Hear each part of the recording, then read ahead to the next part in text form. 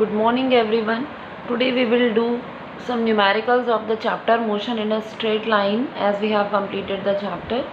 So many questions we have done. So now we are doing question number 3.6. ये आप NCERT book में से देख सकते हो कौन सा है क्वेश्चन नंबर 3.6. इसमें क्या है, a car moving with a speed of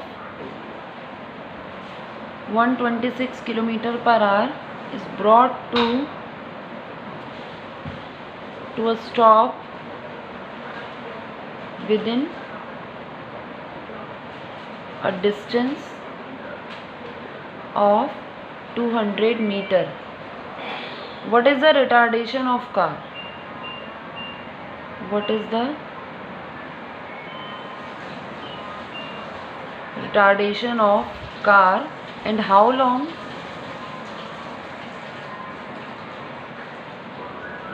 does it take for the car to stop? ठीक है, उसकी जो इनिशियल वेलोसिटी है वो है 126 kilometre per hour. 126 kilometre per hour को हम पहले मीटर पर सेकेंड में कन्वर्ट कर लेंगे 5/18 से मल्टीप्लाई करके 35 मीटर पर सेकेंड आ जाएगा. ठीक है, अब डिस्टेंस कितनी कवर कर रही है, 200 मीटर, और बाद में रुक जा रही है कार, यानी कि जो फाइनल वेलोसिटी है वो हो जाएगी 0. Final velocity will be 0. ठीक है, अब इसमें क्या करेंगे, हमें फाइंड करना है रिटार्डेशन. तो यहाँ पे हम लगाएंगे थर्ड इक्वेशन ऑफ मोशन, क्योंकि u, v, s और a में थर्ड इक्वेशन ऑफ मोशन होती है. ठीक है, v की वैल्यू है यहाँ पे 0, u की है 35, 2 a, s है हमारा 200. तो ये 200 2 ज़ा 400 a इधर आ जाएगा माइनस का और 35 का स्क्वायर. तो एक्सेलरेशन यहाँ पे हमारा हो जाएगा -35 × 35/400. ये हमारा हो गया एक्सेलरेशन. इसको आप सॉल्व कर लोगे, कितनी वैल्यू आएगी आप इसको सॉल्व कर लेंगे.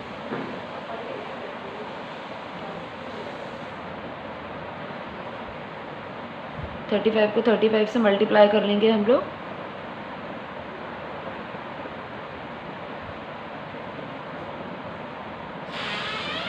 $12.25 आ जाएगा ये अपॉन 400. ये हमारी एक्सेलरेशन की वैल्यू होगी. ठीक है, अब हम क्या निकालेंगे, अब हम इसमें क्या करेंगे, एक्सेलरेशन आ जाएगा हमारा, उसके बाद हमें टाइम निकालना है. टाइम का फॉर्मूला होता है v = u + at. First equation लगाएंगे हम इसमें. v की वैल्यू हमारे पास है 0, u की वैल्यू है 35 माइनस a हमारा ये है इंटू t. ठीक है, तो ये 1225 t इधर आके प्लस का हो जाएगा अपॉन 400 = 35. ठीक है, तो यहाँ से हमारे t की वैल्यू हो जाएगी 35 × 400 अपॉन 1225. ठीक है, 35 से इसको कैंसिल करके 35, 400 अपॉन 35 आ जाएगा. t = हो जाएगा हमारा ये 80/7 सेकेंड. इतना टाइम लग जाएगा. ठीक है, ये हमारा न्यूमेरिकल हो गया. ये देखिए, न्यूमेरिकल में हमें फॉर्मूले लर्न होने चाहिए, तभी हम न्यूमेरिकल्स कर पाएंगे इजीली. नेक्स्ट क्वेश्चन है हमारा 3.7. क्वेश्चन जो है वो ये है, 2 ट्रेन्स हैं ए और बी. ये आप अपनी बुक से क्वेश्चन देख सकते हैं. उनकी लेंथ है 400 metre. Length of trains 400 metre, दोनों की लेंथ 400 मीटर है. अब इसमें क्या है, दोनों पैरेलल ट्रैक्स पर चल रहे हैं. 2 पैरेलल ट्रैक्स हैं, एक पे ए ट्रेन चल रही है, एक पे बी ट्रेन, और दोनों की स्पीड भी सेम है, 72 किलोमीटर पर आवर है.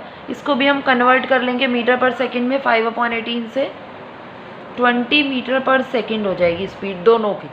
अब क्यों, अब देखो दोनों पैरेलल ट्रैक्स पर चल रहे हैं, मतलब 2 रेलवे ट्रैक्स हैं, दोनों पर पैरेलल चल रहे हैं, और जो ए है वो बी से आगे चल रही है, बी पीछे है, ए आगे है. इसमें क्या है, इसके बाद क्या होता है, जो बी का ड्राइवर है वो ए को ओवरटेक करने की कोशिश करता है. अब ऑफकोर्स सी बात है, जब उसको ओवरटेक करना है ए को, तो उसको एक्सेलरेट करना पड़ेगा. तो वो एक्सेलरेशन यूज़ कर रहा है 1 मीटर पर सेकेंड स्क्वायर का. अब वो कह रहे हैं कि 50 सेकेंड के बाद, 50 सेकेंड के बाद जो बी है ट्रेन, वो लगभग बिल्कुल ए को क्रॉस कर जाती है, मतलब बिल्कुल सामने सामने आ जाती है. बिल्कुल उतना सामने नहीं आते हैं, क्योंकि उसको पूरा क्रॉस कर जाती है। पूरा क्रॉस करने का मतलब ये हो गया कि जो बी ट्रेन है अगर वो इतनी लंबी है तो वो यहाँ पे ख़त्म हो जाती है और ये इतना है, ऐसे हो जाता है 50 सेकेंड के बाद। तो एक्सेलरेट इतना कर रहा है। अब देखो दोनों की स्पीड सेम है 20 मीटर पर सेकेंड, तो रिलेटिव वेलोसिटी कितनी हो जाएगी? 0। Relative velocity of u b a, u b a का मतलब हो गया यहाँ पर बी की रिलेटिव वेलोसिटी ए के रिस्पेक्ट में कितनी हो जाएगी? 0। मैंने आपको बताया था रिलेटिव वेलोसिटी के लिए दोनों को माइनस करना पड़ता है, तो 20 - 20 हो जाएगा 0। रिलेटिव वेलोसिटी हो गई 0। अब क्या है, अब 50 सेकेंड के बाद टाइम कितना है यहाँ पे? 50 सेकेंड। 50 सेकेंड में distance covered by B in 50 second, 50 second में जो हमारी बी ट्रेन है वो कितनी डिस्टेंस कवर करेगी? S equals to u t plus half a t square होता है, बट यहाँ पे u तो 0 है हमारा, प्लस हाफ a कितना है? 1, और 50 का स्क्वायर हो गया टाइम। 50 का स्क्वायर होता है 50 × 50 लिख देंगे इसको हम,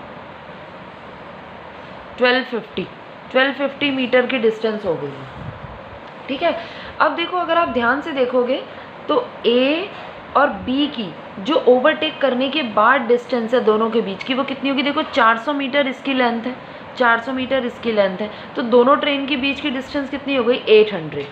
तो अगर अब हमें ये भी नहीं पता कि पहले इनके बीच की डिस्टेंस कितनी थी, तो पहले हमने इनके बीच की डिस्टेंस मान ली, let the distance between them